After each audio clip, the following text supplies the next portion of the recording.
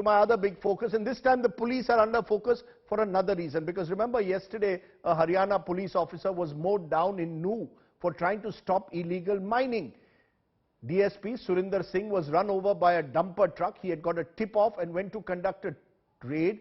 The DSP was standing near his official vehicle when he asked the driver of the dumper that was illegally carrying mined sand to stop. He was mowed down. The driver instead ran over the cop and crushed him to death. The Haryana government and the state police have promised strict action and said that the killers of DSP Surendra Singh will not be spared. Okay, let's go straight across to Neelam Ahluwalia, founder member, Aravali Bachao Citizens Movement, because I think this country needs to know, Neelam, why is it that the sand mining mafias are able to, in a way, go unchecked? State after state. I was in Punjab during the elections and I saw their clout during the election time. Now we are seeing it in Haryana, not too far away from national capital, a police officer mowed down. Where do they get this impunity that they can get away?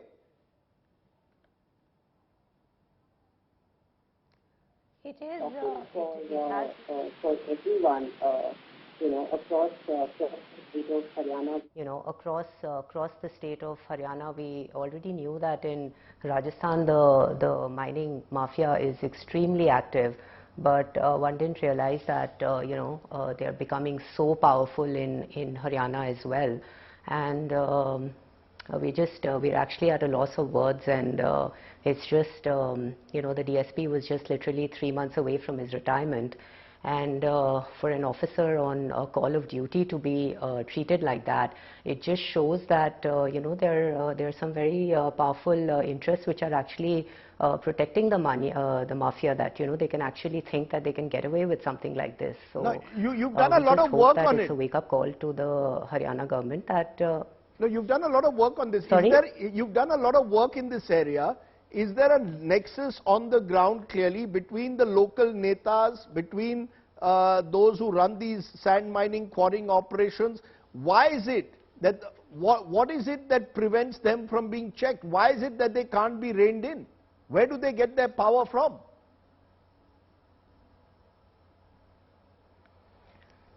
So, I don't know. I guess these are really questions to be addressed to the politicians. But what the Aravali Bachao Citizens Movement has been doing is, we've been kind of raising the issues that are impacting the Aravalis around NCR and in Haryana and across the entire range over 4 states. And we recently filed a case in NGT in the month of May, and this was highlighting illegal stone and sand mining happening in 16 locations across Gurgaon, New and Faridabad. And a government task force has been formed as a result of this, which is supposed to be submitting its report in August before the next date of the court hearing. So it's just.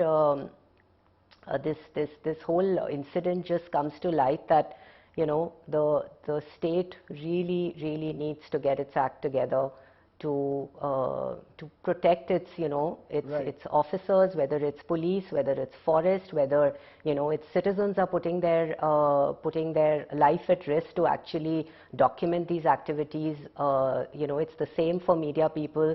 And recently it's just very common news. It happens like all across the country that forest officers are who go to actually check this illegal mining. They're just like they're just shot and stuff like that. So it's really high time. I mean we've actually in this court case, in this NGT petition that we filed, we've asked for an independent Aravali Protection Authority to be formed, because the state governments are clearly failing to protect the Aravalis. So, I take your point. So you're going to need Aravali Protection Authority, which you're going to need an independent protecting authority that in Sorry, a way. I can't. Can you repeat that? Okay, we need an independent. What you are calling for, therefore, is some kind of an authority that provides independent protection to these spaces like the Aravalis where this mining is rampant. Neelam Ahluwalia, I appreciate your joining us. Sorry about the line that at times wasn't very clear to you, but I appreciate